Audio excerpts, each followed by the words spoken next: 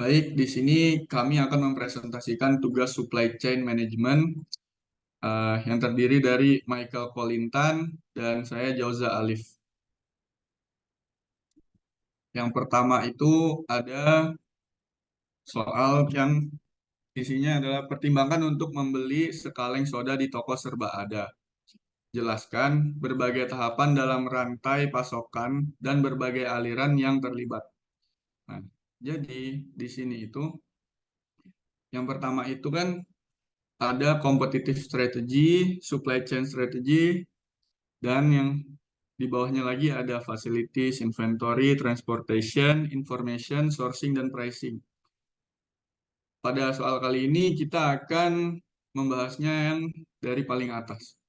Jadi rantai pasokan sekaleng soda di toko serba ada itu punya tahapan yang seperti yang pertama ada competitive strategy. Perusahaan soda menyusun competitive strategy dengan cara melihat permintaan pasar dan memilih supplier. Setelah itu ada tahapan supply chain strategy. Nah, setelah itu supplier itu merancang supply chain strateginya dengan melakukan pengadaan bahan baku untuk mensuplai ke perusahaan soda. Diikuti dengan logistic driver and information. Jadi di tahapan ini kegiatannya tuh supplier mempersiapkan bahan baku untuk perusahaan soda, entah itu kaleng, air, gula, dan barang yang diperlukan. Pada bagian ini juga peran logistik driver itu sangat penting karena mengirim bahan baku ke pabrik soda. Setelah itu ada facilities and sourcing. Nah, pada tahapan ini, pabrik soda melakukan pengolahan bahan baku menjadi produk minuman soda sesuai dengan standar kualitasnya hingga melakukan packaging. Terus ada inventory, pabrik soda itu menyimpan soda pada pergudangan pabrik sebelum didistribusikan. Setelah itu ada juga transportation. Nah, pabrik soda itu mengirim soda kepada toko serba ada dari pergudangannya. Karena di sini salah satu apa pelanggannya itu kan toko serba ada. Nah, yang terakhir itu ada pricing. Pabrik soda melakukan penjualan kepada toko serba ada. Di sisi lain, pabrik soda memasarkan produknya melalui promosi agar pelanggan mengetahui produknya. Kemudian soal nomor kedua adalah mengapa perusahaan seperti Dell harus memperhitungkan total profitabilitas rantai pasokan ketika mengambil keputusan. Jadi alasannya itu adalah karena Dell memperhitungkan total profitabilitas rantai yang mengutamakan beberapa hal. Yang pertama, ada menghindari resiko yang menonjol atau salient risk yang berupa child labor, health and safety, working hours and wages, terus ada environmental responsibility, dan bribery and corruption. Hal-hal tersebut dihindari Dell. Kemudian alasan lain dari Dell adalah karena Dell punya tujuan untuk membantu melaksanakan SDG Goals dunia. Sehingga upaya Dell untuk sustainability-nya terhadap dunia itu bisa memberikan kontribusi yang besar. Nah, hal tersebut dilakukan Dell dengan cara meminimalisir limbah, emisi, penggunaan sumber daya manusia maupun alam. Dan targetnya itu akan selesai di 2000 akan terlaksana di 2030.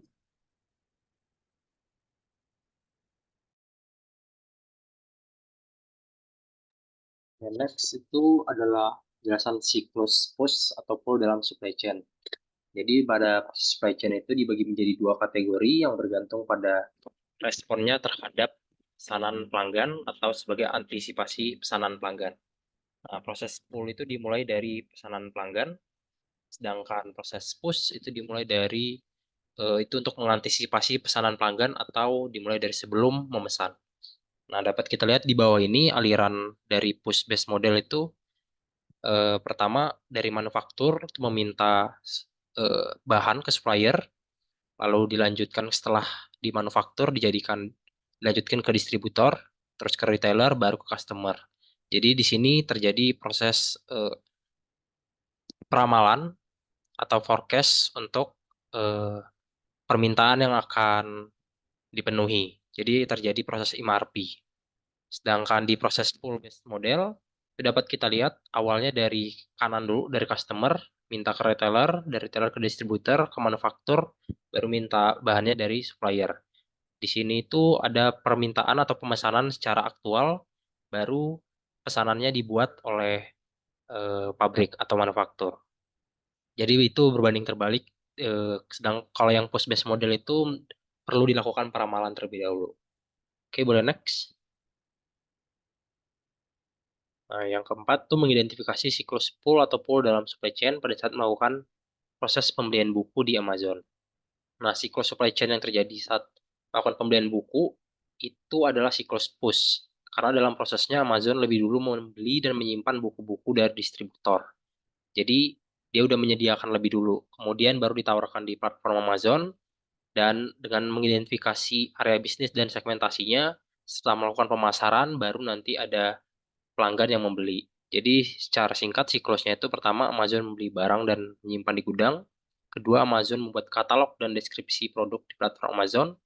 Tiga, pelanggan melihat platform dan memesan produk tersebut, lalu produk dikirimkan ke pelanggan. Bisa di next.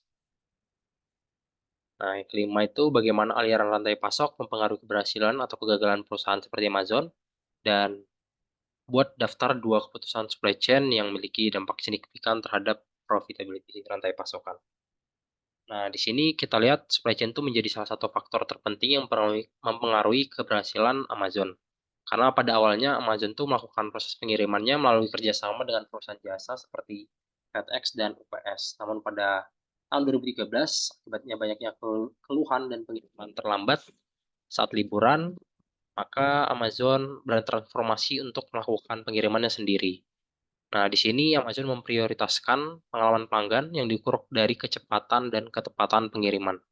Nah, di sini mereka mulai mengelola pengiriman mereka sendiri dan tidak bergantung pada vendor logistik. Bisa di next.